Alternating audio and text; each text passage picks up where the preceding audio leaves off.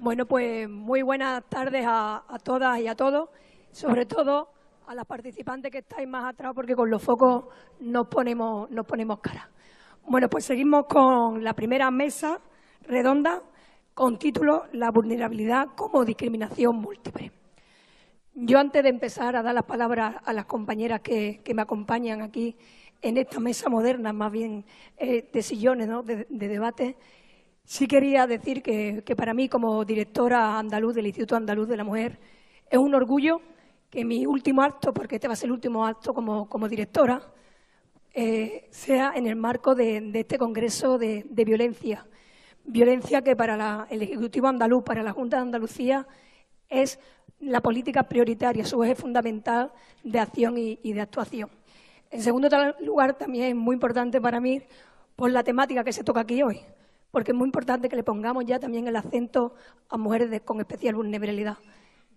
Y tercero, y como no puede ser de otra forma, por la cantidad de participantes que tiene este Congreso de expertos y expertas, de los cuales nos podemos hoy rodear y con vuestras aportaciones podemos sacar un texto final bastante interesante. Y dentro de esas expertas que tenemos hoy aquí de violencia de género y de igualdad, las personas que me acompañan hoy aquí. A mi derecha tenéis a Nuria Varela, os cuento un poco su trayectoria para quien no la conozca, que eso es difícil. Licenciada en Ciencias de la Información por la Universidad Complutense de Madrid. Máster universitario en Estudios Interdisciplinares de Género y máster en Género y Políticas de Igualdad entre Mujeres y Hombres, ambos por la Universidad Rey Juan Carlos de Madrid. Actualmente es directora de la editorial Hotel Papel, investigadora en la Universidad Rey Juan Carlos, docente en programas universitarios de posgrado en Igualdad y Violencia de Género, tertuliana política en la cadena SER y columnista del diario La Marea. Fue la primera directora del Gabinete del Ministerio de Igualdad en 2008 y al año siguiente fue nombrada asesora de la ministra. Ha sido reportera del Grupo Z durante 20 años y buena parte de ese tiempo lo ha dedicado a cubrir conflictos bélicos y crisis internacionales, siempre desde la perspectiva de género. Coopera con gran número de grupos y plataformas feministas y contra la violencia de género y ha sido miembro fundadora de la Red Internacional de Mujeres Periodistas y de la Plataforma de Artistas contra la Violencia de Género. Entre sus publicaciones, los libros Íbamos a ser reina, Feminismo para principiantes, ¿quién no tiene ese libro, Nuria? Y La voz ignorada. A su lado tenemos aquí a mi izquierda a Aurora Genovés, licenciada en Derecho por la Universidad de Granada, abogada en ejercicio, dedica desde hace años la mayor parte de su actividad profesional a la defensa de los derechos de las mujeres, tanto en el campo del derecho civil como en el derecho penal. Miembro de la Asociación de Mujeres Juristas TEMI y AMUBI, entre otras. Ha formado parte del comité asesor de la Cátedra de Estudios Mujer Leonor de Guzmán de la Universidad de Córdoba y del Grupo del Trabajo de Colegio de Abogados de Córdoba de Violencia de Género. Vocal experta del Observatorio Andaluz contra la Violencia de Género y es autora de numerosas obras, como El valor de la palabra, que fue premio de investigación Leonor de Guzmán, o el libro La separación, efectos y medidas. Yo, sin más, dejo en el aire como único requisito, también lo decía la presidenta esta mañana, como único requisito que tenemos para sufrir la violencia de género, que es ser mujer, ¿no? Y poniéndole el acento también de este congreso, ser mujer y con especiales síntomas de vulnerabilidad. Paso la palabra a Nuria, que lo hará desde la actriz su ponencia. Buenos días a todas, a todos. Quiero comenzar esta mañana condenando el último asesinato por violencia de género del que nos acabamos de enterar que acaba de ocurrir en Oviedo. Un asesinato más después de un fin de semana tremendo con 3 mujeres asesinadas. Y después de la condena y del reconocimiento a las víctimas, quiero agradecer a la Dirección General de Violencia de Género esta invitación, porque es un placer. Es un placer estar aquí con tantas amigas, con tantas maestras, con esta mesa de compañeras de lujo. Y sobre todo es muy emocionante, después de la manifestación del sábado, ver que seguimos trabajando y que somos muchas y muchos los que estamos dispuestos a acabar con la violencia de género. Hemos titulado la intervención de esta mañana La nueva misoginia y, bueno, al final tendremos tiempo para compartir, para hacer preguntas y para reflexionar juntas, pero la idea básica es que si queremos despatriarcar esta sociedad tenemos que desenmascarar, y de ahí el título de La nueva misoginia. La idea, yo empiezo a trabajar sobre esta idea cuando le escuché decir a Celia Amorós que debemos entender el sentido de las nuevas misoginias de la era global como la que ha llevado a los crímenes de Ciudad Juárez. La misoginia a nivel global está produciendo verdaderos espantos. Celia, lo sabéis, siempre lleva razón y efectivamente la referencia de Ciudad Juárez era muy exacta. En Ciudad Juárez asesinan a centenares de mujeres, lo sabemos, pero lo que ocurre con otras miles no. Las violaciones, la violencia sin resultado de muerte en relaciones de pareja, de noviazgo, los abusos sexuales, todo eso ni lo conocemos ni lo tenemos contabilizado. Pero como decía Celia, la misoginia, el odio hacia las mujeres se palpa, se nota, se respira, se vive en Ciudad Juárez. Pongo este ejemplo para comenzar porque siempre es mucho más fácil ver las cosas de lejos que verlas cuando las tenemos mucho más cerca. Y la violencia es la forma de manifestación más evidente, más explosiva de la misoginia, pero la violencia se manifiesta de diferentes maneras y, sobre todo, se retroalimenta. La violencia de género, en realidad, o en el fondo, es un menosprecio o una denegación de reconocimiento, porque es el menosprecio hacia las mujeres lo que lleva a la falta de reconocimiento. Y es en ese contexto en el que se produce la violencia de género individual, la que ataca directamente a las mujeres que la sufren y que además no reciben, y esta es una de las cuestiones que yo creo que tenemos que empezar a trabajar, no reciben una respuesta proporcional por parte de la sociedad que mayoritariamente justifica o minimiza estos hechos antes de enfrentarse a la realidad social de la desigualdad y la violencia. Dicho así, a lo mejor no quiere decir nada, pero si lo ponemos en ejemplos lo podemos ver muy claro. Después de la gran manifestación del sábado en Madrid, de los 4 grandes periódicos nacionales, solo uno comentó el tema en portada, solo uno. Me imagino que muchas de las personas que estáis aquí estuvisteis en Madrid y vivisteis en primera persona lo que significó y lo que fue aquella marcha. Bueno, pues sigue sin ser noticia. Otro ejemplo.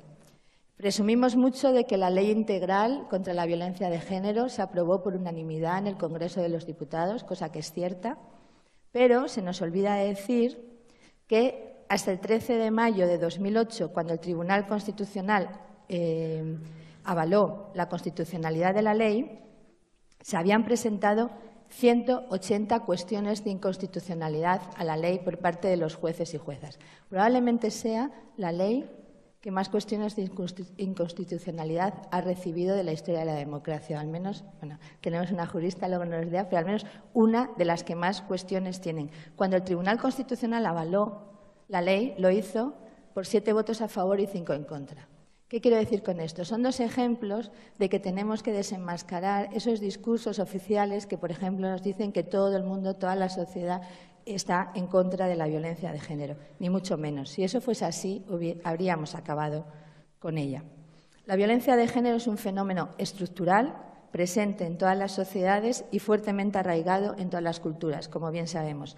Todas comparten, en mayor o menor medida, el denominador común de la jerarquía sexual y, sobre todo, el recurso a la violencia cuando lo necesita. Miles, millones de mujeres de norte a sur y de este a oeste acompañan su experiencia biográfica sorteando o padeciendo la violencia a la que se encuentran sometidas. Todavía hoy es obvio que nacer mujer conlleva una sobreexposición a sufrir un amplio abanico de agresiones físicas, psicológicas, económicas, sexuales o simbólicas. Y el objetivo es instrumental, porque otra de las dificultades que tenemos para atajar la violencia de género casi siempre es encontrar el móvil del crimen. Se explica porque es difícil trasladar a la sociedad la íntima relación entre violencia y desigualdad. El objetivo de la violencia de género es instrumental, es preservar el mandato de subordinación. La reivindicación de los derechos naturales de las mujeres han sido una pretensión histórica, lo sabemos, desde los cuadernos de quejas de las mujeres de la Revolución Francesa ya estaban presentes hasta el sábado. Desde entonces, 3 siglos al menos que tengamos registrados con esa reivindicación. Es más, mucho más cerca en el tiempo y en el espacio. Tras el asesinato de Ana Orantes, yo creo que hubo todo un revulsivo en la sociedad para enfrentarse a la violencia de género, que realmente es lo que desemboca en la ley integral. Quiero decir, ya hemos vivido un revulsivo social para acabar con la violencia de género y, sin embargo, ha vuelto a decaer, ha vuelto a naturalizarse. No obstante, hemos tardado muchísimo tiempo en conseguir incorporar la demanda de la violencia de género a las grandes instituciones. Y ninguno de los derechos que tenemos las mujeres actualmente nos han sido regalados. Esto, que también parece una obviedad, a mí me gustaría subrayarlo. Ninguno. Es más, ninguno ha llegado con la modernidad ni con el paso de tiempo. Ha habido que pelearlos uno a uno y, en muchos casos, como hemos vivido en los últimos años con los derechos sexuales y reproductivos y con el aborto, algunos ha habido que pelearlos varias veces a lo largo de la historia, porque cuando ya los considerábamos conquistados, inamovibles, hemos vuelto a ver cómo se nos volvían a arrebatar o cómo se nos pretendían arrebatar. Entonces me diréis, ¿en qué página estamos en este momento? Yo creo que somos espectadoras y espectadores de excepción de un tremendo retroceso en políticas de igualdad y un tremendo retroceso en derechos y libertades. Estamos viviendo una fuerte reacción patriarcal, un verdadero rearme de la alianza capitalismo-patriarcado. Y esto tampoco es teoría. Yo creo que no hace falta que aquí ponga ningún ejemplo, porque creo que lo vivimos día a día y que sabemos mucho, todas las que estamos aquí, de precariedad, de sobrecarga de trabajo y de todo lo que está significando. Estamos sufriendo un cambio de modelo económico que necesariamente trae consigo un cambio de modelo social. Los recortes del estado del bienestar, su desaparición, ese camino económico que está haciendo cada vez mayor la brecha, empobreciendo a los más pobres, arrasando a la clase media y enriqueciendo a los más privilegiados, necesita la mano de obra gratuita de las mujeres. Sin esa mano de obra no se sostiene. Y, sin embargo, esta realidad tampoco aparece en la primera página de los periódicos. Si no aparecen los asesinatos, mal va a aparecer todo esto, ¿no? Es, una vez más, una realidad silenciada, otro relato silenciado. Entonces, ¿cómo es posible que esto ocurra? Me preguntaban antes de entrar, en las sociedades modernas del siglo XXI. Yo creo que en torno a las mujeres crece una gran selva de mitos. La desigualdad es tan irracional y tan indefendible en las sociedades modernas del XXI que es necesario apelar a lo irracional y naturalizarlo. Y para conseguirlo, el patriarcado utiliza muchas herramientas, pero sobre todo y especialmente la violencia simbólica, que es la violencia que ahora, a mí me gusta mucho la imagen de verla como una argamasa que sostiene todo el entramado patriarcal, lo que da sentido a esa estructura jerárquica de la sociedad. ¿Y en qué se sujeta esa violencia simbólica? Pues se sujeta sobre todo en estereotipos y en mitos. Los estereotipos, todos lo sabéis, es la generalización de esas atribuciones sociales sobre una persona por el hecho de pertenecer a un grupo determinado, ¿no? En comunicación son muy habituales porque son formas de comunicación muy rápidas. Si yo digo ahora mismo aquí la palabra suegra, todo el auditorio se imagina un tipo de mujer concreto, que no tiene nada que ver cómo son las suegras del mundo, pero da igual. Es un estereotipo que se mantiene a lo largo del tiempo y que no estoy hablando del siglo pasado, que hay un anuncio ahora mismo que están poniendo en las radios de unas calderas que apela al estereotipo de cómo eludir ir a comer el domingo a casa de tu suegra. ¿Qué quiero decir? Que los estereotipos son tremendamente resistentes al paso del tiempo. Y esa violencia simbólica se concreta en una serie de mandatos que están diferenciados según el género y que, insisto, para las mujeres permanecen inmutables. ¿Por qué digo esto? Porque creo que las nuevas misoginias en realidad son las misoginias de siempre, con los mandatos de siempre, pero muy bien maquilladas. A mí me gusta decir que el patriarcado es un vampiro. Es un monstruo peligroso que no muere ni envejece, se mantiene incluso tremendamente atractivo, a veces puede ser hasta seductor, a través de los siglos, siempre que no le dé la luz del día, siempre que no veamos su verdadera naturaleza. Porque el patriarcado en el siglo XXI se reviste de modernidad. Tenemos miles de ejemplos, las redes sociales son uno de ellos, o cómo el control que viven ahora las muchachas más jóvenes es exactamente el mismo control del siglo pasado, solo que ahora se hace a través de Twitter, a través de WhatsApp o a través de las redes sociales. Pero el fondo es lo mismo, es el control, el saber dónde estás, con quién estás, qué ropa llevas, a dónde vas y cuáles son tus intenciones. Entonces, ¿en qué consiste esta nueva misoginia? Bueno, yo no estoy muy segura de haber conseguido explorarla a fondo o haber llegado a sus raíces, pero al menos yo creo que se materializa en 3 pautas o en 3 núcleos. El primero, la negación de la discriminación que padecemos las mujeres, el famoso velo de la igualdad, que conocemos también. El segundo, como decía antes, el antagonismo hacia las demandas de las mujeres. Y el tercero, la falta de apoyo a las políticas diseñadas para modificar la situación de desigualdad. Un ejemplo, para los presupuestos generales del 2016, el Gobierno ha destinado el 0,01% del total de los presupuestos a igualdad y lucha contra la violencia de género, con los índices de asesinatos que tenemos, el 0,01%. Tenemos miles de ejemplos de estas 3 formas de nueva misoginia, ¿no?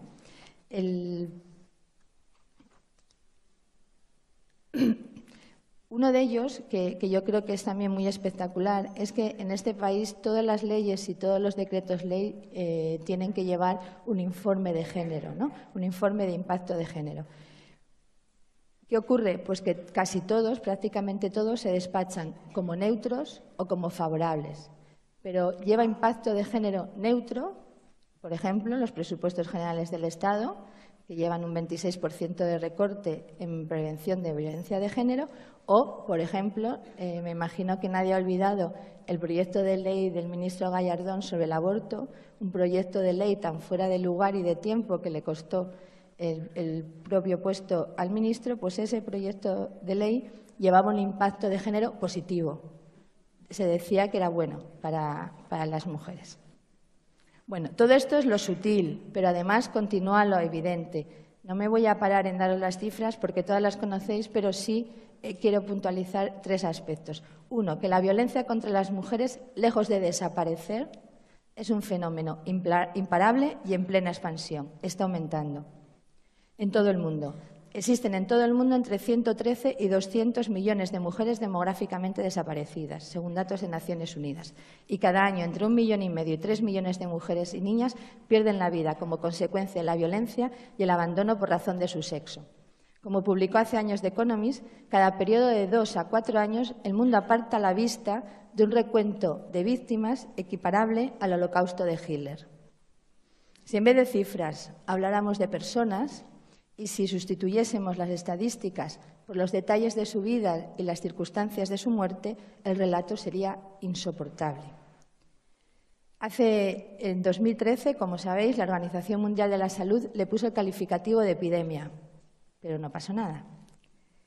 Y aún hace menos, el año pasado,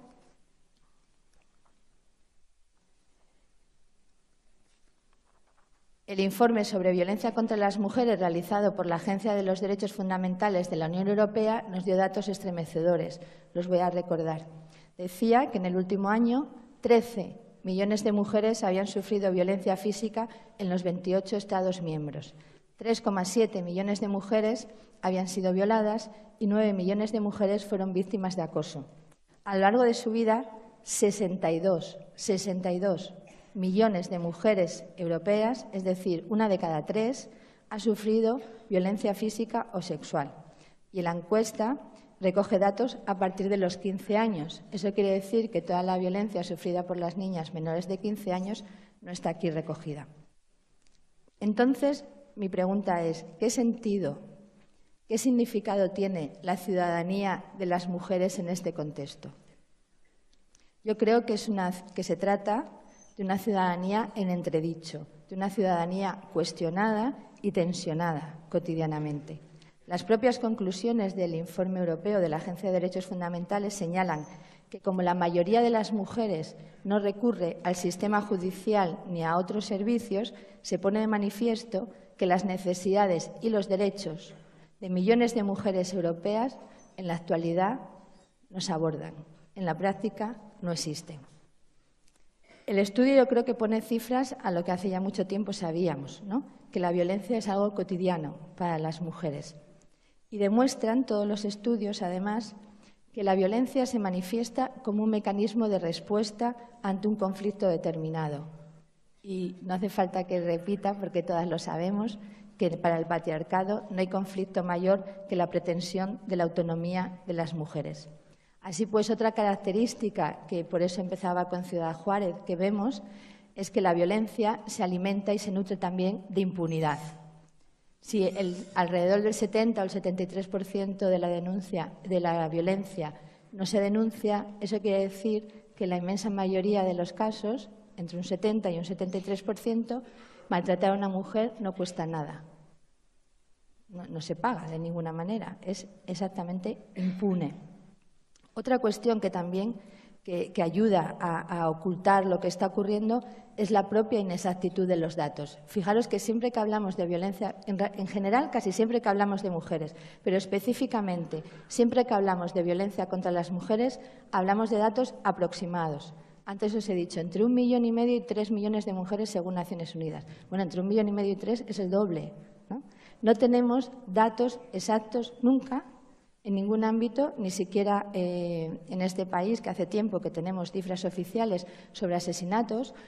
Solamente sabemos, desde el año 2003, las mujeres que han sido asesinadas por violencia de género en relaciones de parejas que fallecen en ese momento o en los días posteriores. No sabemos las mujeres que se suicidan por violencia de género, no sabemos el número de mujeres que fallecen como consecuencia de los malos tratos y la consecuencia de las enfermedades y las lesiones crónicas que le dejan.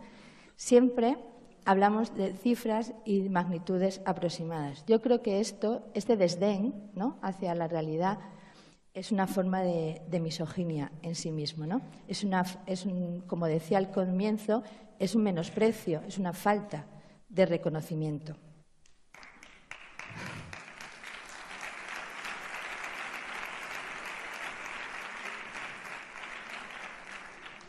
Pero además, los asesinatos no deben ser, por supuesto, el único indicador para evaluar la violencia de género. Ni siquiera a veces es el más adecuado.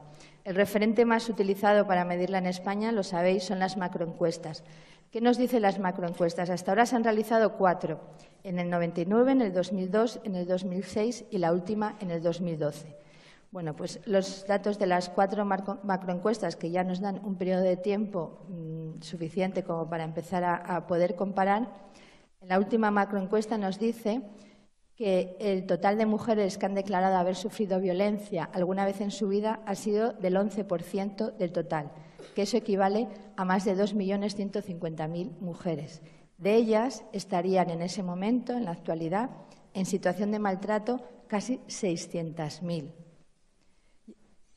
Respecto a las macroencuestas anteriores que nos encontramos, lo mismo que os decía antes, que la violencia aumenta. Si en el 2011 declaraban haber sufrido malos tratos alguna vez en la vida el 11% de las mujeres, en la anterior era el 6,3%, en la anterior el 6,2% y en la primera el 5,1%. Es cierto que probablemente en el año 1999 no detectáramos la violencia de género como la podemos detectar ahora, con lo cual probablemente hay más mujeres ahora que se identifiquen violentadas que lo que hacían antes. Pero lo que está claro, aun con ese margen de error que nos pueden dar las macroencuestas, lo que es obvio es que la violencia no disminuye, ni mucho menos. Y frente a esta realidad, ¿qué nos encontramos? Pues yo creo que nos encontramos, incluso si me apuráis, hasta un cierto... Yo detecto como hasta un cierto cansancio social. Hasta la respuesta, que es una respuesta del feminismo y de las mujeres básicamente más activas del sábado, se detecta un cierto cansancio social, una cierta apatía, una falta de reacción, ¿no?, frente a esta situación tan estremecedora, teniendo en cuenta además que llevamos un cuarto de hora trabajando contra la violencia.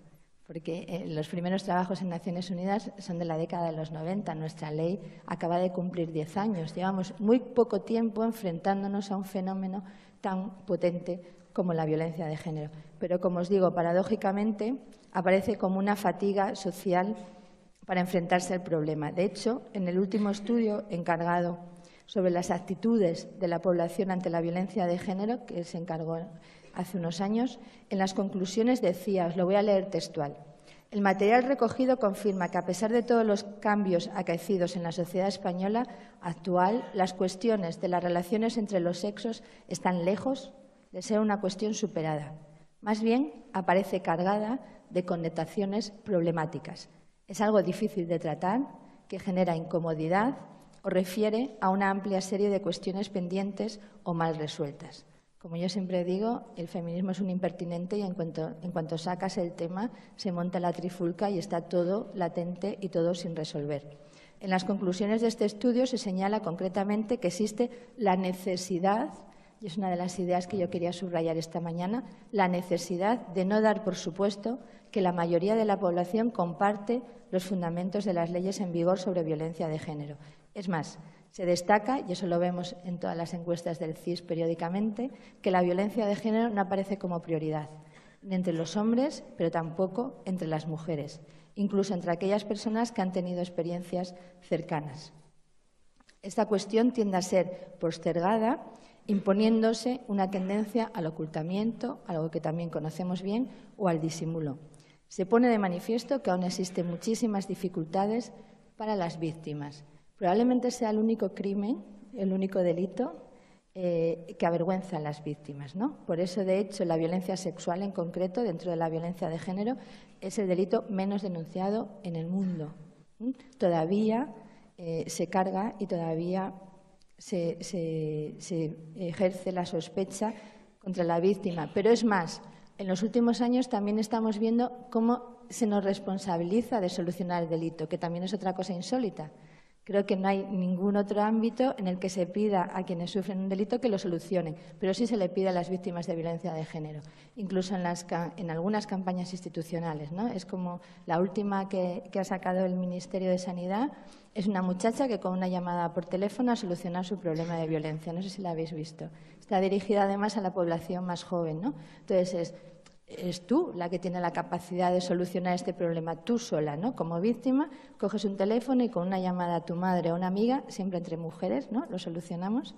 Ya al día siguiente la muchacha está feliz, libre de violencia. No sabemos qué ha ocurrido con ese muchacho que la maltrataba, ¿no? Si la ha convencido también con una llamada por teléfono. Yo creo que esta frivolización, ¿no?, del delito es otra forma de misoginia y es otra forma de desdén y de menosprecio en sí mismo. Creo que estamos viviendo algo así como un simulacro democrático, por lo que os decía, de la situación de las mujeres en el mundo, ¿no? Aquí podemos poner millones de ejemplos, pero para ir terminando solo voy a poner un par de ellos. De este simulacro y de esta necesidad que tenemos de poner bien el foco y de no engañarnos a nosotras mismas para poder encontrar las soluciones. Dos ejemplos os voy a poner. Uno, la Constitución afgana. El régimen talibán, sabíais que caía en el 2001 y en el 2004 se aprueba un nuevo gobierno que promulga una nueva Constitución, que es la que está actualmente en vigor. Bueno, pues en el artículo 22 de la Constitución de Afganistán se prohíbe cualquier discriminación o distinción entre la ciudadanía, señalando que hombres y mujeres tienen iguales derechos y obligaciones ante la ley. Bueno, yo que he cubierto como periodista aquel país, en fin, todas lo sabéis, ¿no?, lo que es Afganistán. Es un insulto, ¿no? Es esta desfachatez con la que se trata la vida de las mujeres. Pero es que en la actualidad, con las cifras que hemos dado al principio, con los datos que tenemos de violencia y de asesinatos, lo que nos encontramos paralelamente es que hay más de 125 países que cuentan con una legislación específica que formalmente contempla políticas en materia de prevención y protección de las víctimas y sanción para los maltratadores. Bueno, creo que lo mismo, insisto, es una forma de nueva misoginia. Y por esa razón hemos elegido este tema, ¿no? Porque estas nuevas formas sutiles y la violencia estructural y simbólica de la que hablábamos al principio han conseguido mantener el relato silenciado y mientras el relato esté silenciado continuará siendo impune, a lo que han contribuido con un importante papel los medios de comunicación. El anonimato de la agresión, claro, porque antes, perdonad el paréntesis, os decía lo de las campañas que ponen la responsabilidad en las víctimas, pero fijaros que nunca hay agresores en violencia de género. No hay agresores, no hay nadie, no hay asesinos, ¿no? Ni siquiera aparece ese término en los titulares. Entonces, ¿qué hemos conseguido con esto? Hemos conseguido, sobre todo, lo más peligroso, normalizarla. Hemos llegado a normalizar la violencia de género y tampoco es insólito que nos encontremos con titulares que dicen una víctima más, otra más. Ya está, normalizado. Es algo que ocurre, es algo que pasa, ¿no? Y buena parte de esa normalización viene del anonimato en la agresión. Casi ha conseguido trasladar la idea de que, y ahora lo estábamos comentando, que hace poco salió una sentencia en un juzgado que decía eso, ¿no? Hemos conseguido trasladar la idea de que es algo propio de las relaciones, que no es insólito. Por eso yo creo que fue tan importante el 7 de noviembre, la manifestación del sábado, por eso es tan importante este congreso y todo lo que podamos hacer para desnormalizar la violencia de género, para desnaturalizarla. No es normal, no es natural y las mujeres tenemos derecho a vivir, obviamente, en un mundo sin violencia. Pero, sobre todo, no podemos asumir la deslegitimación del conflicto. Hay que solucionar este problema. No puede deslegitimarse la lucha y las soluciones. Y ya para terminar, solo voy a hacer un rápido resumen de lo que yo creo que es a lo que nos enfrentamos. Yo creo que nos enfrentamos, por un lado, al resurgir de los integrismos religiosos en una cruenta guerra, fundamentalmente sobre los derechos sexuales y reproductivos de las mujeres. Por otro lado, como señala Celia Amorós, porque las resistencias, y por ahí empezaba esta mañana, las resistencias a que las mujeres sean individuos es de una tenacidad que todavía nos sorprende. Los comunitarismos, los multiculturalismos, los regímenes teocráticos o incluso nuestras actuales democracias presentan aquí justo el hueso más duro de roer. En tercer lugar, la crisis financiera, como decía antes, que desde 2008 se ha ido transformando en crisis económica y ha terminado en crisis democrática para las mujeres, ¿no? Que hemos sido las encargadas de reemplazar todo lo que el Estado no ofrece. Y no solo eso, la debilidad económica de las mujeres tiene una traducción inmediata en el ámbito de la explotación sexual. Y como señala Lidia Cacho al trazar el mapa de la esclavitud sexual en su libro Esclavas del Poder, el mundo experimenta una explosión de las redes que roban, compran y esclavizan a niñas y mujeres. También un fenómeno que, lejos de erradicarlo, estamos viviendo la normalización, ¿no?, de la compra y venta de los cuerpos de las mujeres. En cuarto lugar, todo lo que supone, que ya no me voy a parar, la revolución de las tecnologías de la información, que, como señala bien Manuel Castel, no están exentas del poder de quien las utiliza. No son ni buenas ni malas en sí mismas, sino tienen que ver con el poder de quien tiene la capacidad de crear el relato o, si son otra vez, un nuevo relato de silenciado.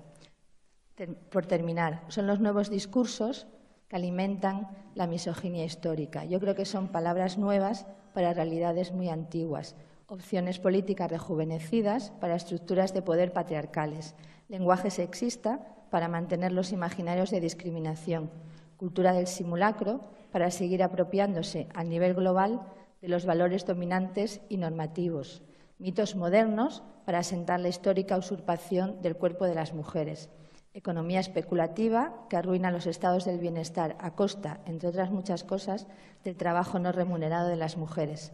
Economía de rapiña que coloca en situación de extrema vulnerabilidad a millones de mujeres y niñas en todo el mundo. Leyes que apelan a la igualdad y a la no violencia de género que sistemáticamente no se cumplen. Normalización de la compraventa de mujeres apelando a la libre elección, que es la palabra mágica de los últimos años. Millones de mujeres maltratadas, violentadas y asesinadas impunemente. Necesitamos poner todo nuestro empeño en detectar las nuevas formas con las que el patriarcado y la misoginia pretenden mantener la desigualdad, porque a las mujeres nos va la vida en ello y no solo en sentido figurado. Muchas gracias.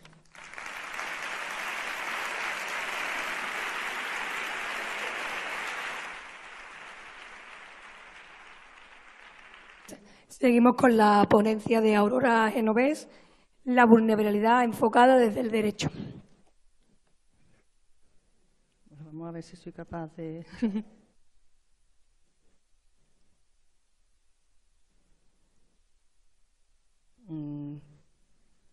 Bueno, buenos días mientras me ponen el PowerPoint. Y muchísimas gracias a la Junta de Andalucía, a Carmen Cuello, a María Ángeles Sepúlveda, por haberme invitado a compartir con vosotros y vosotras esta reflexión que, más que una ponencia al uso, posiblemente es poner en común una serie de realidades que se ven diariamente en el trabajo que realizo como abogada desde los juzgados, con el análisis de, bueno, pues de la sentencia, de caso a caso, de ver cada uno de los asuntos cómo se van resolviendo o no resolviendo desde el propio despacho. Cuando venía para acá y pensando en el título de la ponencia y recordando la manifestación del otro día, recuerdo haber visto unas imágenes muy bonitas con una pancarta que decía «ni una menos», ¿no? Ni una menos. Sin embargo, qué horror pensar que del otro día aquí ya hay 4 menos, ¿no? Una de ellas, permitirme que tenga un recuerdo especial porque es de Córdoba.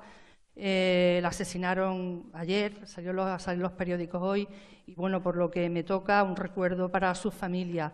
Yo, que he llevado como acusación particular, y hago un inciso, ¿no?, los procedimientos, algunos procedimientos por estos asesinatos, os digo que el dolor de la familia no solamente es por la pérdida del ser querido, de la mujer, sino que se extiende a toda la familia, a los hijos, a las poblaciones enteras que se horrorizan de un asesinato sin explicación y muchas veces del contacto con un sistema judicial que es poco amable con las víctimas y poco comprensible. Bueno, el título de la ponencia, como os decía, es la vulnerabilidad desde el derecho. Realmente podemos entender que las víctimas de malos tratos son víctimas más vulnerables que otras víctimas, en el sentido de que son sujetos pasivos de un delito que se produce con muchísima frecuencia y que, como siempre decimos, no solamente tenemos las estadísticas oficiales, que ahora veremos algunas de ellas, de las denuncias que se presentan, sino que siempre nos dicen, sabemos, que eso es la punta del iceberg, que se producen muchísimos más actos delictivos que, puesto que no se denuncian, no entran en estas estadísticas oficiales. Desde ese punto de vista, la mujer es una víctima vulnerable ante el derecho. Pero dentro de este grupo social del 52% de la población, que somos las mujeres, dentro de él hay otros grupos que añaden una situación más vulnerable añadida, como veremos a continuación. Bueno, vamos a ver si voy pasando. La definición de víctima no la vamos a repetir, solamente me gusta señalar que es muy reciente, realmente de 1986, y la recoge la ONU diciendo, bueno, que es la persona que ha sufrido un perjuicio, una lesión, un sufrimiento emocional, un daño, un menoscabo, bien, como consecuencia de una acción que es un delito. Concretamente vamos a hablar de un delito en concreto, que es el delito o los delitos que englobamos como malos tratos. Y que el concepto jurídico de victimología también es algo muy reciente, es una disciplina que surge al hilo de estas definiciones internacionales y que desarrollan todo lo que significa lo que es ser una víctima. Fijaros que estamos hablando del final del siglo pasado y que hasta hace muy poco tiempo el derecho, los procedimientos se ocupaban más del delincuente y de alguna forma daban la espalda a la víctima, que se diluía en ese procedimiento y que no tenía prácticamente ningún protagonismo. Hasta hace muy poco tiempo la víctima no podía participar activamente en la defensa de sus intereses, no podía conocer detalles como ahora sí puede conocer, de la instrucción, de la intervención en cada fase del procedimiento o de la ejecución de esa sentencia. Es, como digo, a partir de hace muy poco tiempo que esta nueva disciplina es la que desarrolla todo esto. Sin embargo, precisamente a raíz de esos estudios podemos ver que una víctima no solo sufre el daño directo como consecuencia del delito inicial, sino que el contacto con la Administración de Justicia, con la sociedad en general, le supone en algunas ocasiones un daño que, según algunos expertos, puede igualar o superar al causado por el primer delito. Es lo que hemos llamado la victimización primaria, la que sufre la víctima por el contacto con el delito, y la victimización secundaria, o la que se produce con el contacto con distintas instituciones, entre ellas la judicial. Por eso, y pasando muy deprisa, bueno, pues la primera es la derivada directamente del delito y la segunda es la que tiene la víctima como consecuencia del contacto con el sistema judicial, de la incomprensión del sistema judicial. Bien, Nosotros, cuando analizamos los delitos de género, muchas veces establecemos las categorías, establecemos los requisitos, pero es curioso cuando hacemos la comparativa con otro tipo de delitos, a ver si todos los delitos son iguales, si todos los delitos se enjuician igual, si todas las pruebas se valoran de la misma manera. Y entonces vemos, por ejemplo, que en delitos que están muy protegidos por nuestra sociedad, como no puede ser de otra manera, por ejemplo, como delitos contra la propiedad, pues podemos ver que las víctimas pueden ser tanto hombres como mujeres, que no se duda del contenido de la denuncia una vez que se presenta en las comisarías, la de Policía Nacional, las locales, la Guardia Civil, que se abre inmediatamente una investigación, una fase de instrucción contra el denunciado y que la víctima de alguna forma se siente respaldada. Vamos a ver. Me han dicho que lo haga por así y veremos a ver si lo consigo o no.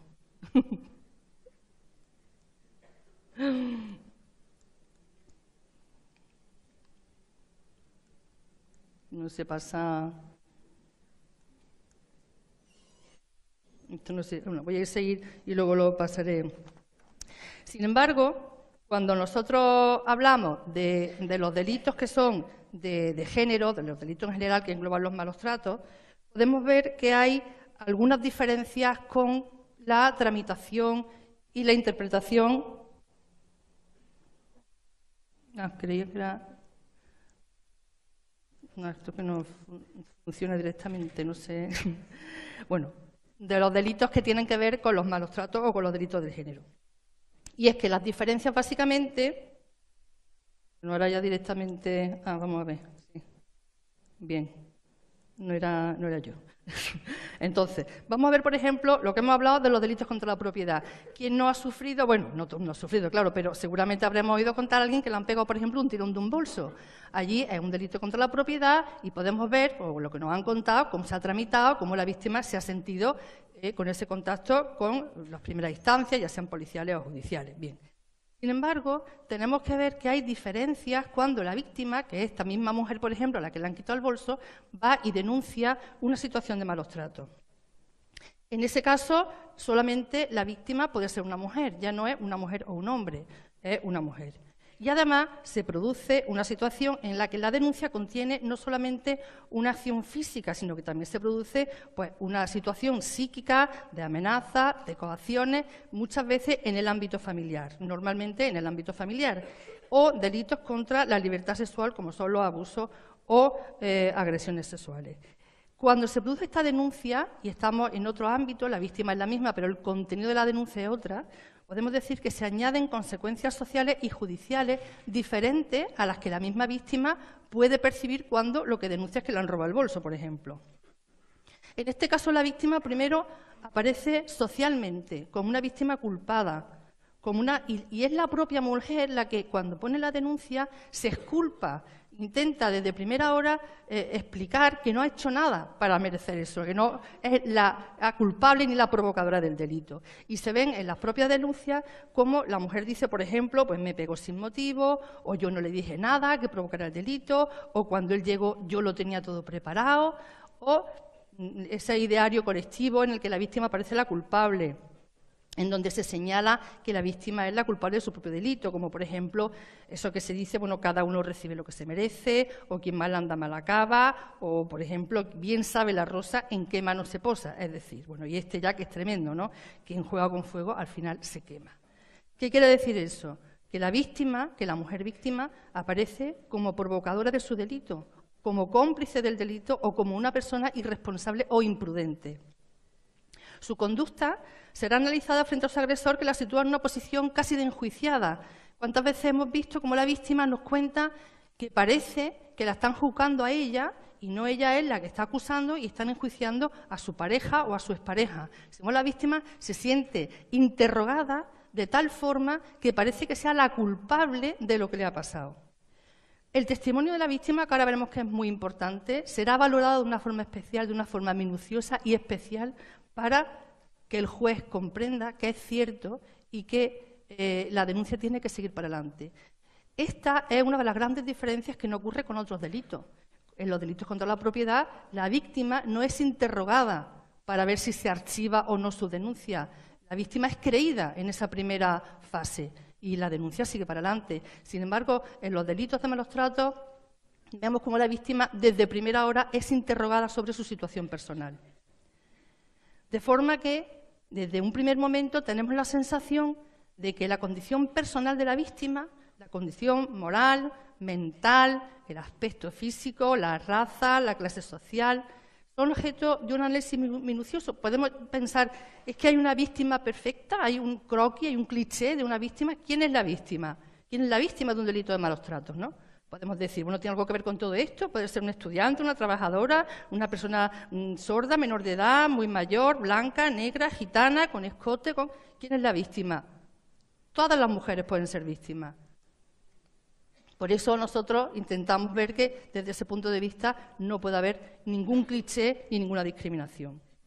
Por eso este examen inicial de este testigo, la mujer víctima, ha de ser primero aprobado para que se valore su testimonio. Es decir, primero se hace un análisis del testigo y luego un análisis del testimonio. Es decir, la mujer siente cómo primero se la está investigando o examinando a ella misma y luego lo que ella dice, lo que no pasa en otros delitos. Ese doble examen, esa primera parte, es la que obedece al cliché y por lo que muchas veces se desvaloriza o se le quita todo el contenido a las pruebas que se plantean desde el inicio. Bueno, con este planteamiento general yo he ido a ver los datos, lo que vamos a pasar muy por encima, pero los datos muchas veces nos reflejan si este tipo de sensaciones, por decirlo así, obedecen a una realidad objetiva y no es una sensación subjetiva de que cuando vas al juzgado te parece que te está pasando a ti y no sabes si le está pasando a otros compañeros, a otras compañeras, sino si esto es así. Bien. Nosotros, bueno, yo he hecho un pequeño análisis de lo que ha pasado en el año 2014, que es el que tenemos cerrado, el año pasado que hemos cerrado hace poco. Bien. En el año pasado se presentaron, según el Consejo del Poder Judicial, el portal estadístico del Consejo, 126.742 denuncias de maltrato. Vale. Supone un porcentaje algo mayor que el año anterior, tras unos años de caída que sería objeto de un estudio independiente. Bueno, estas sentencias se contabilizan que en ese año, en el 2014, de esas 126.000 y pico, hay 28.000 sentencias, de las cuales son el agresor, el denunciado, es un 98,9% hombre. Y aparece que hubo, de ese porcentaje, 17.359 sentencias condenatorias. Cuando nosotros analizamos estos datos y vemos en la prensa que el número de sentencias condenatorias es un 50, un 60%, tenemos que analizar de dónde salen los datos, porque no hay cosa que se pueda interpretar más que un análisis estadístico. Depende de la base, podemos ver que las sentencias son condenatorias. Si es en relación a los enjuiciamientos, puede que tengamos un 50% de condena. Bueno, para los especialistas diremos que depende si es un procedimiento abreviado, si es un sumario, si son un juicio de falta. Pero si nosotros lo que vamos buscando son otro tipo de datos, como por ejemplo, ¿cuál es el porcentaje que hay de condena respecto de las denuncias que se han presentado? Tendremos otros datos muy diferentes. Sí, puedo. A ver.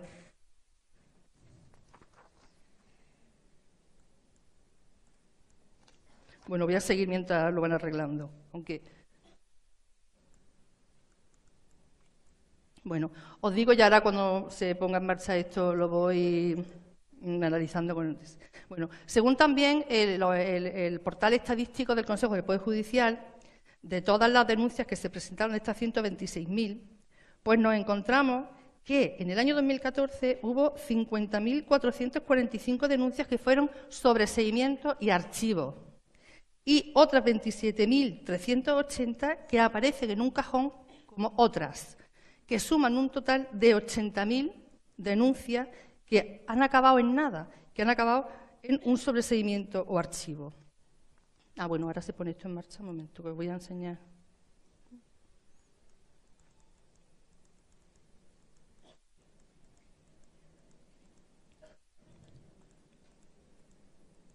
Bueno, aquí están. Estos datos están sacados, como os digo, de la página del Consejo. Lo que nos hacen pensar es que, claro, si nosotros estamos partiendo de una base que son 126.000 denuncias presentadas y ha habido tan pocas sentencias, tenemos una diferencia de 109.000 denuncias que no han ido a ninguna parte, que no han sido enjuiciadas. Y entonces podemos pensar, bueno, y esa cantidad tan enorme, después de las campañas de sensibilización, después de que las campañas invitan a las víctimas, exigen a las víctimas que denuncien, ¿cómo no podemos saber qué es lo que han pasado con 100.000, por hablar de números redondos, 100.000 denuncias en el año 2014 y que se repiten en estos años anteriores? Si analizamos este mismo dato, desde el año 2010 al 2014, veremos que han sufrido una situación muy parecida desde entonces y que se está incrementando ligeramente a lo largo del tiempo, es decir, que cada año hay un mayor número de denuncias que se archivan, que se sobreseen y se archivan. Y son una cantidad, repito, ingente comparado con las denuncias que se tramitan y con las denuncias que se tramitan que acaban en una sentencia condenatoria. Porque, lógicamente, cuando a la víctima le decimos que denuncie, lo que le estamos diciendo es que denuncie para que se aplique la ley y para que condenen al culpable.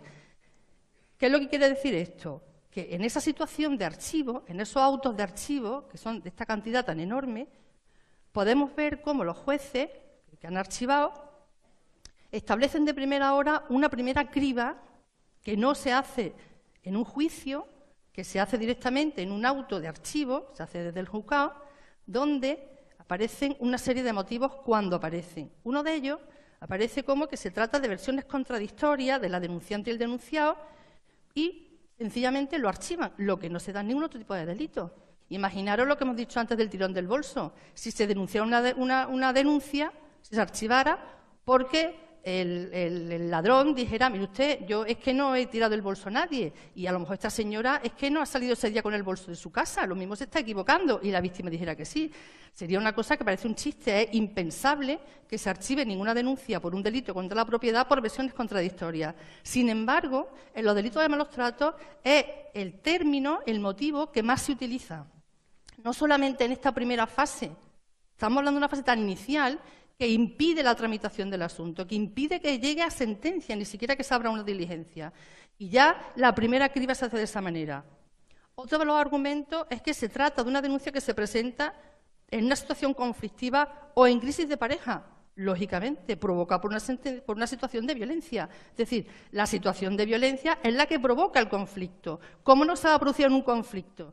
Sería realmente, va contra la lógica pensar que una señora pone una denuncia de malos tratos y que diga que no hay conflicto en su casa. Lógicamente, es que el conflicto es el que provoca la ruptura del matrimonio y que provoca la denuncia.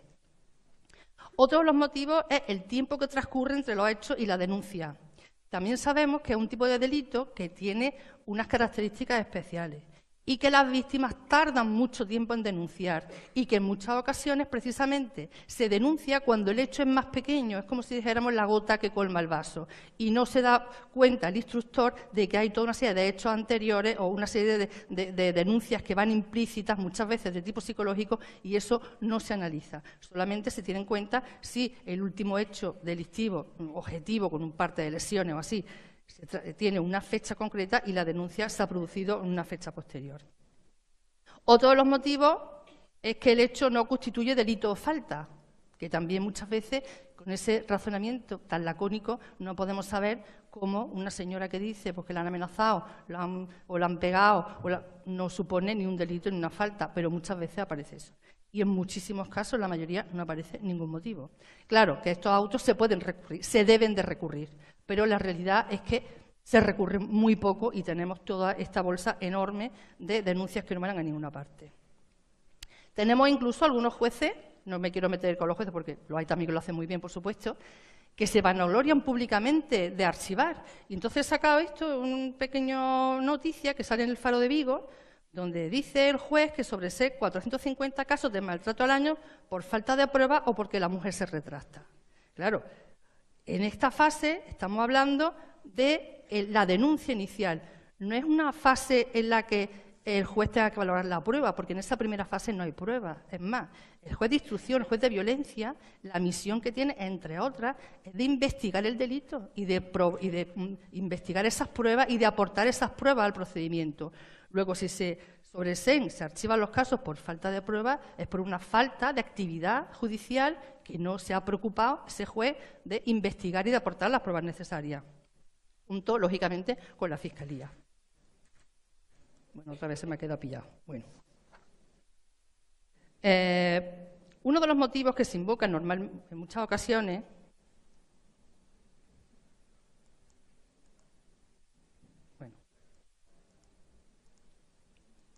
es que las mujeres retiran la denuncia. Bien. En este punto me voy a parar un instante, porque estamos hablando de la mujer, de las mujeres en general. Ahora después veremos, imaginaros todo esto, cómo se traduce en mujeres que tienen una vulnerabilidad añadida. Bueno, se dice que el año pasado, también hablamos siempre del 2014, se han producido 15.721 renuncias a continuar con el proceso. Supone el 12,4%. Bien, pero esta renuncia al proceso son las renuncias que se producen al principio del proceso, cuando se presenta la denuncia, es decir, en esa primera fase que estamos hablando, y suponen un 12,4%. Sin embargo, tenemos que analizar que tenemos un artículo en nuestra ley, el 416, que establece una cosa que se llama la dispensa de declarar contra los familiares y parientes. Este artículo, que se aplica también al cónyuge o persona unida por relación análoga a la del matrimonio, a la festividad, es la que permite acogerse a las víctimas a no declarar contra su agresor. No solamente en esta primera fase inicial, cuando se toman las primeras declaraciones en el juzgado de violencia o en el juzgado de instrucción, si es de guardia, de cada sitio, sino que también se reitera, se repite en el acto del juicio. Entonces, tenemos que, por una parte, cuando se le ofrece, se le explica a la víctima que tiene el derecho de no seguir con el procedimiento al principio, tenemos ya un porcentaje que es el que hemos leído, que es el que la mujer desde ese momento dice que no continúa y se retira como acusación particular. La Fiscalía tiene la obligación, si ve motivos para ello, de continuar el proceso. La realidad es que se continúa en muy pocas ocasiones. Pero en este artículo se vuelve a repetir otra vez en el acto del juicio. Pega un salto luego por seguir con un hilo conductor. Se vuelve a repetir justamente cuando en el juicio oral se le pregunta a la víctima nuevamente si quiere seguir, si quiere declarar contra su marido. Recordemos que es una víctima que ha presentado su denuncia, que ha declarado frente al juzgado de instrucción o el de violencia y que ha llegado con todo el procedimiento hasta el acto del juicio. En ese mismo acto del juicio, el juez o la jueza volverá a recordar a la víctima si quiere continuar con el proceso, si quiere declarar contra su pareja, su expareja, su marido, cuando el acusado está allí presente, que lo tiene al lado, sentado en la misma silla, un paso más atrás, en el banquillo de los acusados. Y tiene que decir allí públicamente si mantiene esa acusación contra posiblemente el padre de su hijo. En algunas ocasiones, yo misma he visto algunos jueces que se ceden en ese celo profesional y explican a la víctima más cosas, como por ejemplo la posibilidad de que el señor vaya a la cárcel, la posibilidad de que su hijo se quede sin un padre, la posibilidad de que a lo mejor pierda la pensión compensatoria porque si el señor va a la cárcel pues a lo mejor no puede trabajar o no tiene ese dinero. Con lo cual, claro, la víctima en ese momento se siente absolutamente perdida en esa situación. Bien, en la práctica digo que se suele hacer esta advertencia, aunque hay un plenillo del Tribunal Supremo del año 2013, también bastante reciente, donde, bueno, no me quiero extender tampoco demasiado, donde explica que este artículo, que estamos diciendo hace muchísimo tiempo que debería de modificarse de la ley, cambiarse, no debe de aplicarse cuando el testigo, y cuando hablo testigo digo la víctima, que desde el punto de vista del procedimiento la víctima es también un testigo de su propio delito, está personado como acusación en el proceso. Y es que si no, es tener a las mujeres como tontas, porque claro, si tú te apersonas el procedimiento, si tú lo impulsas, si tienes tu abogado y tu procurador, a cuento de que viene preguntarte 700 veces si quieres seguir con el proceso para adelante. Es que si no hubieras querido, ya lo hubieras hecho antes o no hubieses puesto la denuncia. Entonces, por lo menos, y por sentido común, el Tribunal Supremo ha puesto esto. Sin embargo, y a pesar de eso, en la realidad, en la práctica, es que se sigue haciendo. Se sigue haciendo y realmente es desconcertante para las víctimas que se les pregunte de esta manera, porque hacen recaer todo el peso de la justicia, toda la responsabilidad de lo que pase con esa sentencia, todo lo que pase con esa ejecución en sus propios hombros, cuando para eso está el sistema, el Estado, el sistema judicial, para que, con la garantía de los derechos de los ciudadanos y las ciudadanas, sea quien tome carta en el asunto y no tenga que ser la persona, la víctima individualmente, la que cargue con esa responsabilidad ahí en público y delante del agresor. Bueno, de forma que, bueno, muchas de las denuncias tienen este recorrido. Estamos viendo que estas renuncias suponen estos porcentajes que van sumándose, añadiéndose poquito a poco cada año. Y he metido también, bueno, un análisis que hicimos, colaboré en su redacción, en Córdoba. Hicimos, bueno, y me falta lógicamente un 2, porque es de 2010 al 2011, en las que se analizaron todas las sentencias de los juzgados de lo penal recaídas en esos 2 años. Fueron más de 600. Bien. En esas 600 estamos hablando ya de sentencias, no del inicio del proceso. Esto ya podemos decir que es el final del proceso. Ya ha pasado toda la fase de instrucción y ya tenemos la sentencia. En el acto del juicio, lógicamente, se le volvió a repetir a todas estas mujeres, las más de 600 mujeres en estos 2 años, si querían mantener esa acusación contra su marido. Y entonces dijeron que no declaraban contra él el 64%. Es decir, que no solamente tenemos la criba inicial de las denuncias que se archivan, sino que luego la víctima tiene que volver a pasar por este trance para mantener su acusación, su denuncia hasta el final. Por lo tanto, tenemos esa denuncia con el sobreseimiento y el archivo. La cadena siempre se rompe por el eslabón más débil, que es la víctima. Bueno, recordamos que, bueno, también las Naciones Unidas, en el dictamen que hacen en relación con estas cuestiones, bueno, pues han dicho que España, y eso que España tiene una legislación pionera de la que presumimos y con mucho orgullo y de la que nos copian todos los países, pues también tiene tareas por hacer, ¿no? Nos han dicho hace muy poco, precisamente en julio del 2014, y en relación con la aplicación de la justicia. Nos dicen que España dice que los estereotipos afectan al derecho de la mujer a un proceso judicial imparcial y que la judicatura no debe aplicar estándares inflexibles sobre la base de nociones preconcebidas sobre lo que constituye violencia doméstica, y manifestaba la necesidad de reforzar la aplicación del marco legal con miras a asegurar que las autoridades competentes ejerzan la debida diligencia para responder adecuadamente a situaciones de violencia doméstica. Es decir, nos están diciendo que cómo es posible que haya tantas soluciones y tantos archivos. ¿Y cómo se analiza todo esto? Es que se analiza de una forma totalmente minuciosa. Por ejemplo, una vez que la víctima no ha renunciado al proceso y que la víctima mantiene su acusación y sigue adelante, se analizará absolutamente cada detalle. Por ejemplo, cuestiones importantes como qué hace la víctima antes del delito, mientras ocurre el delito o después del delito. Voy a pasar muy rápidamente porque... Entonces, bueno, desde lo que pasa antes, cuál es la situación de maltrato habitual, si la señora tiene miedo, si intuye la agresión, si teme por su vida, si convive con su hijo. Mientras ocurre el delito, muy importante, si ha huido, si llama por teléfono, si llama a la policía, si se ha escondido. Todo esto luego va a pasar un filtro y todo esto encaja luego en un estereotipo. ¿Qué debe de hacer la víctima? ¿Qué es lo correcto? ¿Es más creíble si la víctima denuncia en ese momento o denuncia más tarde? ¿Es más creíble si la víctima llama por teléfono o si no llama? ¿Y qué es lo que hace después del delito? ¿Se ha parado a pensar? ¿Espera un par de días a poner la denuncia? ¿Habla con su familia? Bueno, pues las víctimas hacen realmente de todo, porque cada víctima es un mundo y cada persona es diferente entre sí. Sin embargo, desde el punto de vista judicial, parece que que seguimos un cliché y que de alguna forma pensamos, bueno, ¿y qué debería de hacer la víctima? En el momento de la agresión, ¿qué debe de hacer? ¿Actuar inmediatamente? ¿Pararse y pensar? ¿Llamar a un abogado? Bueno, pues cada persona actúa según su personalidad, según sus circunstancias y según lo que le parece más apropiado. Nadie sabe cómo va a reaccionar a un delito, tampoco contra los delitos de la propiedad. Nadie sabe si le pega un tirón de un bolso, qué es lo que va a hacer. ¿Se va a encarar con el agresor? ¿Se va a paralizar? ¿Va a llamar a la policía? ¿Va a esperar? En fin, todo el mundo es diferente y todo el mundo encara y se defiende o no se defiende de los delitos de una forma diferente. Por eso hay sentencias estupendas, como por ejemplo esta de Córdoba, en la que se dice, bueno, pues que en la práctica enseña que concurren situaciones muy diversas, pues las condiciones y los medios físicos y morales son de los más variados, pues su eficacia cambia de persona a persona según su edad, condición, carácter, temperamento y cultura, así como de acuerdo a todo un conjunto de circunstancias objetivas y de su entorno, lo cual todo ello debe ser ponderado judicialmente. Es decir, que tenemos una base grande donde se están archivando las denuncias, una fase de instrucción y una fase del juicio que la víctima tiene que sobrepasar y tiene que aprobar, y una sentencia. Bueno, no he puesto que la sentencia además tiene que ser condenatoria porque también.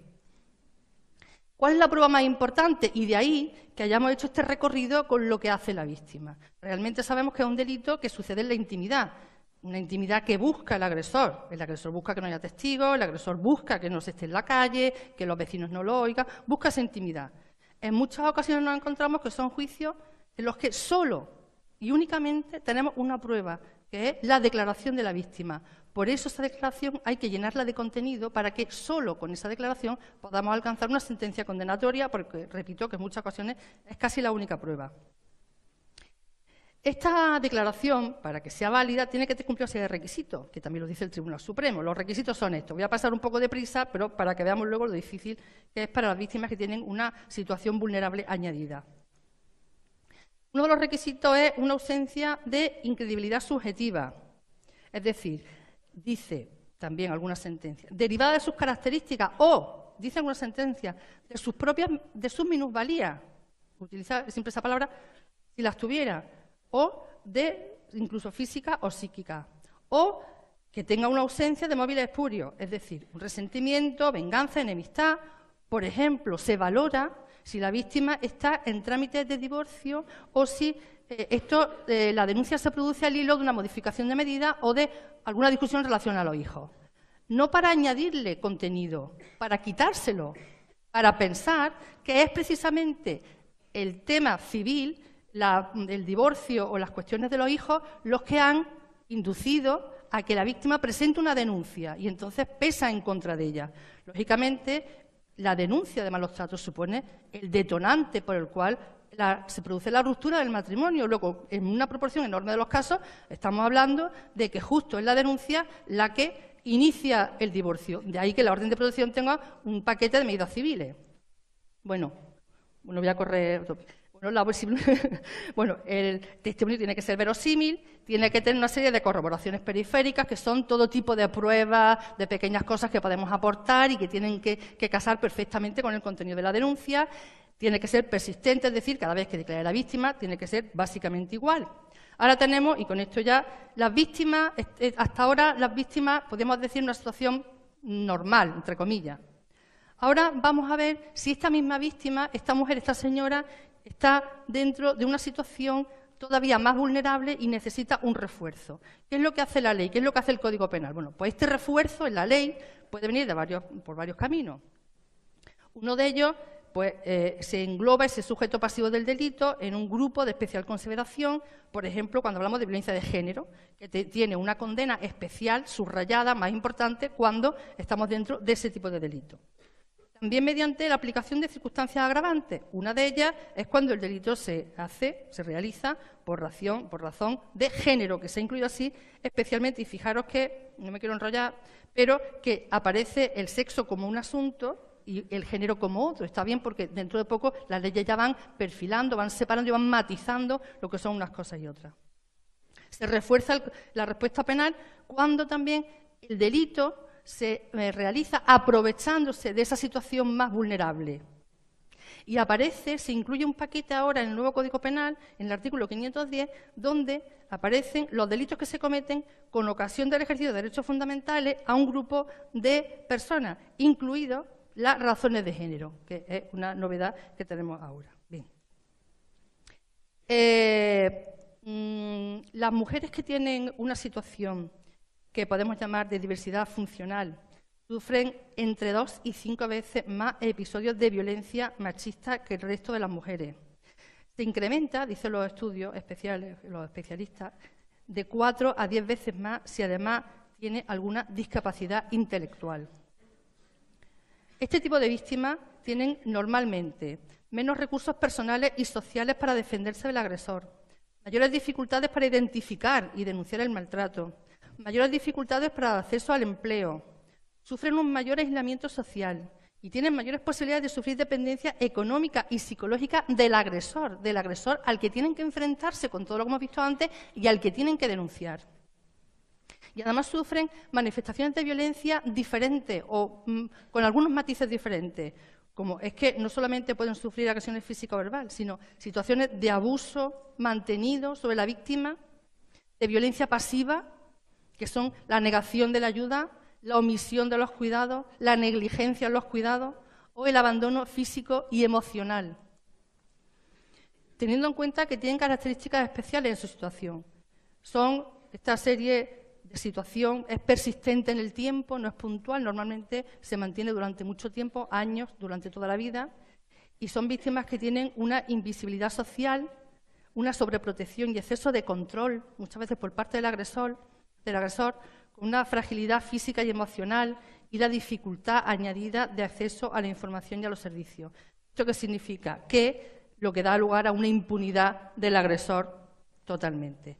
Por último, decir que la Convención de los Derechos de las Personas con Discapacidad ya nos avisó de esa situación especial y que es merecedora de una protección penal subrayada, más importante, y por eso la oportunidad de que este Congreso haya querido poner en el punto de mira, en el enfoque, a las mujeres que tienen esta situación más vulnerable dentro de la situación general de vulnerabilidad que sufrimos todas las mujeres. Nada más. Me he pasado mucho.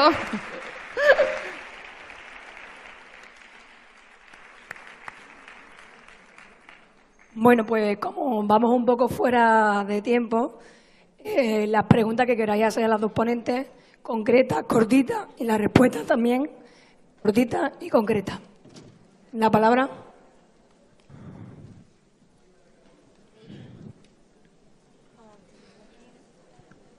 Solo un momentín para decir, que me han encantado las dos, por supuesto, pero que Nuria ha tocado un punto muy importante, que es la violencia simbólica. Que sepamos que sin violencia simbólica no existe ninguna de las demás. Es la base de todas las demás. Entonces, claro, como lo simbólico pasa a ser inconsciente, habremos avanzado porque cuando el título mismo del Congreso, el 7º Congreso, sea 7º Congreso para el estudio de la violencia de los hombres contra las mujeres. Porque hablamos continuamente de la víctima y no del victimario. Y es lo que queda como en un trasfondo. Pero somos tan políticamente correctas, o está en nuestro inconsciente, ahí se ve claramente que eso ha pasado en nuestro inconsciente. Violencia de género, es cosa de mujeres. No, perdone, violencia de género es cosa de hombres, porque son los que ejercen la violencia. Y hasta que no rompamos esa barrera de buenismo o de disimulo o de inconsciente, seguiremos lamentándonos de las víctimas. Y desde el victimismo no se puede hacer política. Gracias. Muy bien.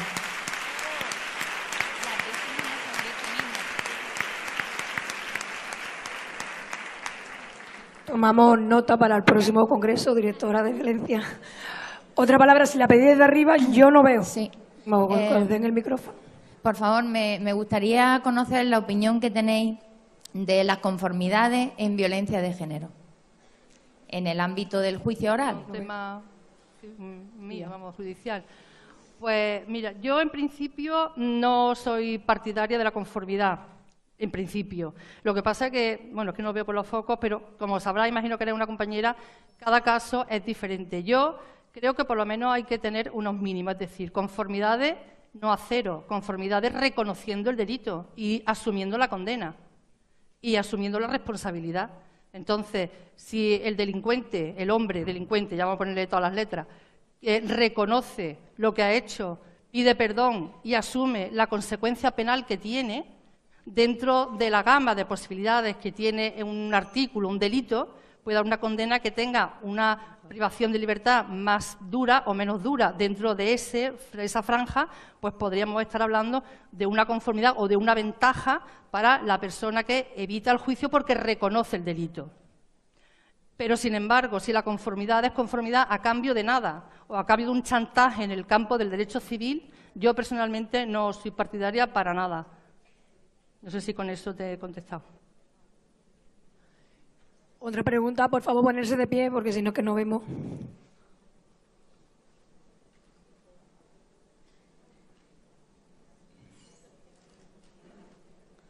¿Ninguna otra pregunta? Bueno, pues... Perdón, que no se veía.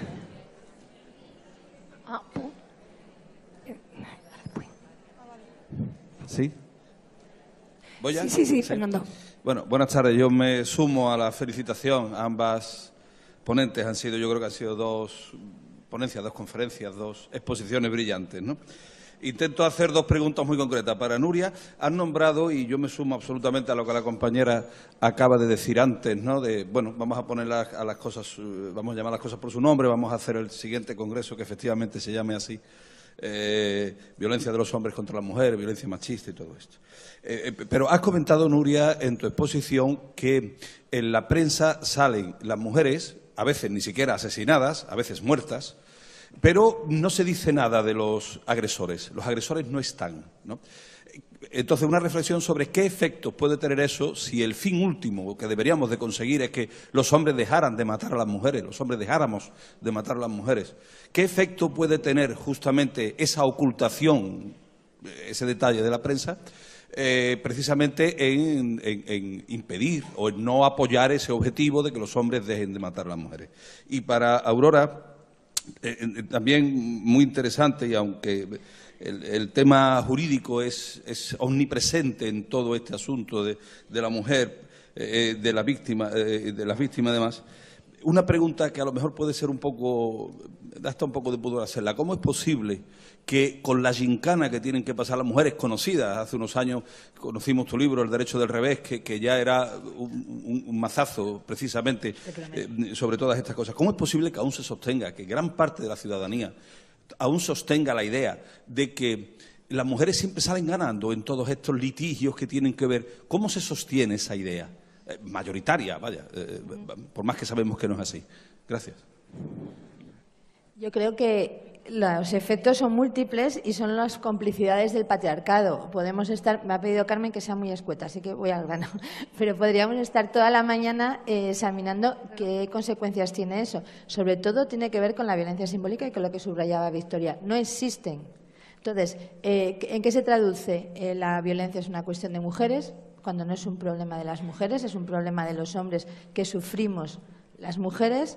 Los hombres, en su mayoría, no se sienten aludidos, no se sienten responsables de esta violencia y aquí, afortunadamente, hay varios hombres, pero seguís siendo minoría y yo, al menos que participo en muchos foros, es excepcional. Quienes parecen que tienen que resolver esto o quienes estamos obligadas a resolver esto somos las mujeres, las víctimas y luego las demás, ¿no? Es una cosa siempre entre mujeres, una apela a la responsabilidad de los hombres.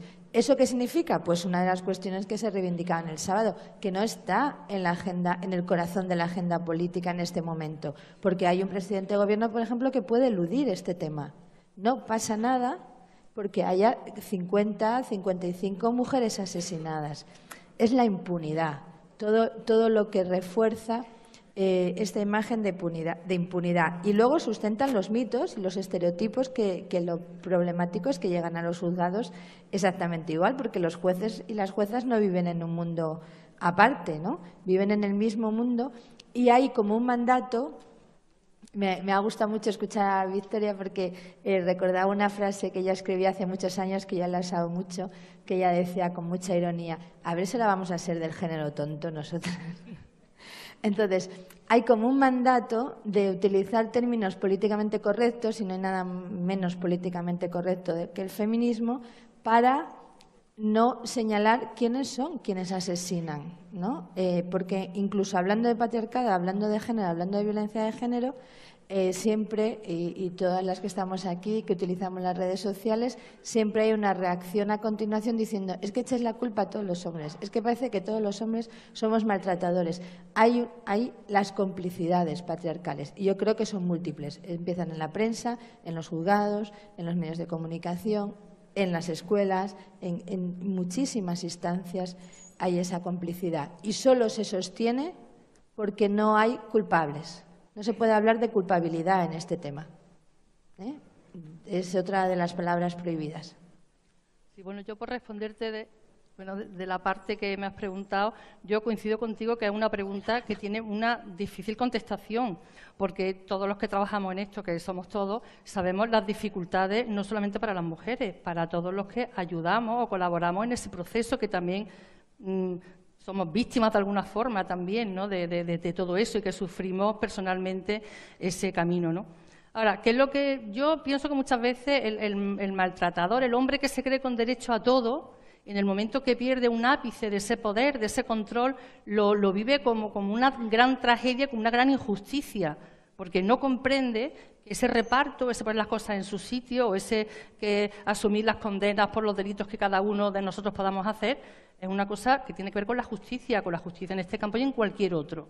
Pero el que se cree con derecho a todo, el que cree que tiene que tener la última palabra, siente como una agresión insoportable cualquier cosa que no obedezca a ese primer principio, ¿no? No sé, quizás habría que desarrollarlo continuamente. Y luego está todo el ideario patriarcal que está, lógicamente, haciendo toda esta propaganda que tiene que ver con eso, con las denuncias falsas y con tantas otras cosas que alimenta el pensamiento que tiene este señor que se cree que es el ombligo del mundo y que tiene derecho a hacer y deshacer lo que le parezca, ¿no? Entonces, claro, todo eso es muy difícil porque realmente no es una cuestión jurídica, es una cuestión social que tiene un calado mucho más profundo y más difícil de erradicar. Bueno, ahora damos la palabra. Por favor, aquí el micrófono. Pero hay una persona ahí.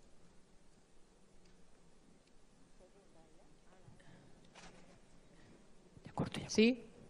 No sé si se me oye. Buenas tardes, muchas gracias. Hola, aquí arriba. Quería referirme al derecho que tiene la víctima a acogerse a no declarar, contemplado en el 416 de la Ley de Enjuiciamiento Criminal. Ha habido una reciente sentencia del Tribunal Supremo de 14 de julio del 2015, que es aislada, pero que sostiene que en el caso de que la víctima se haya personado como acusación particular, aunque después deje de serlo y se retire como acusación particular, ya no tendría derecho a acogerse a su derecho a no declarar y no habría que hacerle esta advertencia en el juicio. Es una sentencia que yo sepa no ha habido otra, pero que es novedosa y que, bueno, quería ponerla de manifiesto simplemente. Lo agradezco porque la he puesto porque me ha parecido interesante y era una de las que he pasado muy deprisa. Era justo ese plenillo que recoge un plenillo del Tribunal Supremo, ¿no? Que ha sido muy interesante en ese sentido. Pero aquí lo que se dice es que, aunque la víctima se retire como acusación particular, ya no puede acogerse al derecho a no declarar. Hasta ahora solía ocurrir que la víctima llegaba el día del juicio y decía, yo me retiro, ya no quiero ser acusación particular. Pero bueno, ahora, y podía acogerse a su derecho a no declarar. Pero ahora ya, según esta sentencia, ya no podría ser, ya no habría ni que hacerle la advertencia. Bueno, es una aislada, simplemente por ponerlo de manifiesto. Sí, la conozco. Gracias. Gracias. Bueno, ¿alguna otra pregunta? Allá arriba había alguien. Pero no la vemos. No hay más preguntas, entonces. Un momento. Un momento. Me gustaría preguntarle a Aurora, la compañera, ahora se está implantando el modelo de mediación en el ámbito penal, porque bueno, se considera que la justicia restaurativa le da un protagonismo a la víctima y bueno, y atienda la vocación reinsertadora del sistema penal. Sin embargo, en materia del delito de violencia de género, aún pues no se permite acceder a un sistema de mediación en el que realmente la protagonista sea la víctima y reciba pues el perdón y el arrepentimiento en definitiva del agresor. Es una cosa que una cuestión que todavía no entiendo. ¿Cuál es su opinión, Aurora, al respecto?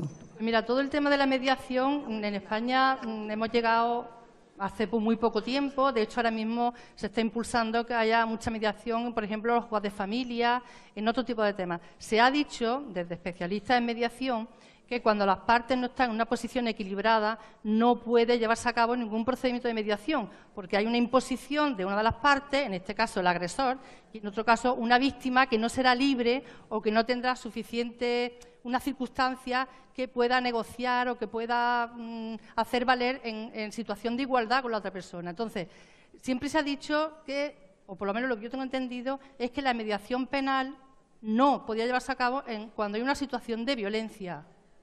Y desde ese punto de vista, hasta ahora no se hace. Desde luego no se quiere decir, como todas las cosas, que se cierren las puertas a posibles soluciones y a posibles matizaciones sobre principios que durante un tiempo nos parecen intocables y a los años pues se les da la vuelta de otra manera, ¿no?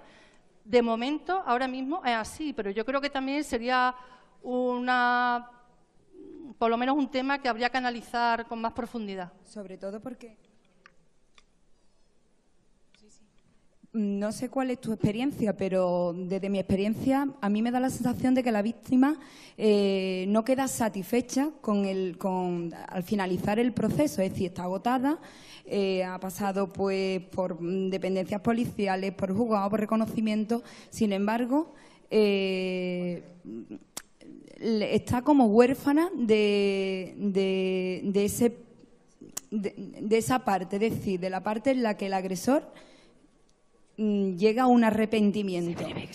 No sé cuál. Y además, en materia penal, por ejemplo, siempre hay una víctima y un agresor. En materia, por ejemplo, de menores, la mediación ya está implantándose. Claro, ya te digo que es que, desde mi punto de vista, la violencia, la mediación o las conformidades, si quieres, o llegar a un acuerdo en el ámbito penal, en la materia que estamos hablando, desde luego no pasa de que el agresor se salga tan contento y la víctima con una frustración enorme porque no ha conseguido nada. No.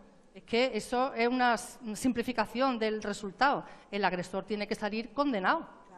Claro, es que si no... Es que la mediación no implica una exención de la condena. Tenemos que cortar porque si no... Como... Bueno, o no. Para cerrar el turno de palabra, les voy a dar la palabra a la directora de Violencia de Género, Ángel Sepúlveda, que también quiere consultar. Buenas tardes. Buenas tardes, muchas gracias. Primero, una cuestión de logística. Por favor, ser muy puntuales esta tarde en los talleres. Y luego quería comentar con todo mi agradecimiento y mi cariño a una gran compañera y una gran profesional, que es Carmen Cuello. Hoy es su último día como directora del Instituto Andaluz de la Mujer y es su último acto porque va de candidata al Congreso de los Diputados. Yo quería pedirle con todo el cariño y toda mi admiración un aplauso para ella.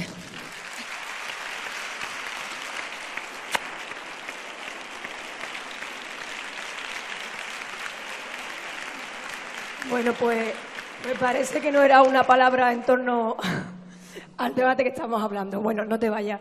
Para concluir, si os ponéis de pie, nos ponemos de pie las cuatro, para concluir esta mesa, agradecer, por supuesto, las palabras de las dos compañeras que han dado su propio debate, su propia palabra aquí, tan profesionales y tan expertas en violencia. Y sobre todo agradecer a la Dirección General de Violencia de Género, a su directora y a todo su equipo, la organización de este Congreso de Violencia tan importante, sobre todo en este momento en el que estamos, donde ha sido capaz de reunir a tantas profesionales como todas vosotras.